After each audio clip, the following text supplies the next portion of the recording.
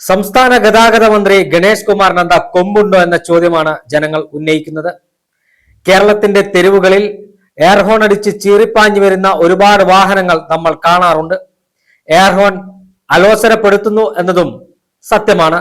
പക്ഷേ ഗണേഷ് കുമാർ ഒരു പൊതുവേദിയിൽ പ്രഖ്യാപിച്ചത് എയർഹോണുകൾ പിടിച്ചെടുത്ത് റോഡിൽ പൊതുജനങ്ങൾക്കും മാധ്യമങ്ങൾക്കും മുമ്പാകെ പ്രദർശിപ്പിച്ച റോഡ് റോളർ ഉപയോഗിച്ച് നശിപ്പിക്കണമെന്നാണ്. ഉത്തർപ്രദേശ് മുഖ്യമന്ത്രി യോഗി ആദിത്യനാഥ് തനിക്ക് ഇഷ്ടപ്പെടാത്ത ആളുകളുടെ വീടുകൾ ബുൾഡോസർ ഉപയോഗിച്ച് ഇടിച്ചു നിരത്തുന്നത് നമ്മൾ കാണാറുണ്ട്. സമാന മനസ്സ് തന്നെയാണോ KB ഗണേഷ് കുമാർ എന്ന് പറയുന്ന പഴയ മാടമ്പി മന്ത്രിക്കുള്ളത് എന്ന ചോദ്യമാണ് നാട്ടുകാർ ഉന്നയിക്കുന്നത്. മിസ്റ്റർ ഗണേഷ് കുമാർ, എയർഹോൺ അടിച്ച് ചീറിപ്പായുന്ന വാഹനങ്ങളെ റോട്ടിൽ അനുവദിക്കണമെന്ന് ഒരാളും ഇവിടെ പറയുന്നില്ല. പക്ഷേ ആ വാഹനങ്ങൾക്ക് ഫിറ്റ് ചെയ്യാൻ എയർഹോണുകൾ എവിടെ നിന്ന് ലഭിച്ചു എന്നാണ് താങ്കൾ കണ്ടെത്തേണ്ടത്. അത്തരം എയർഹോണുകൾ വിൽക്കുന്ന സ്ഥാപനങ്ങൾക്കെതിരെ നടപടി സ്വീകരിക്കണം.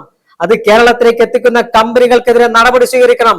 നികുതി അവരിൽ നിന്നും നികുതി ഈടാക്കി ആ എയർഹോണുകൾ വാഹന ഉടമകൾ വാങ്ങി തങ്ങളുടെ വാഹനത്തിൽ ഫിറ്റ് ചെയ്താൽ അവരെ പിടികൂടി പിഴിഞ്ഞ ഫൈൻ ഈടാക്കി ഇത്തരത്തിൽ ഓണുകൾ പിടിച്ചെടുക്കുന്നതല്ല ഒരു ജനാധിപത്യത്തിന് ഭൂഷണമെന്ന് ഗണേഷ് കുമാർ മനസ്സിലാക്കണം.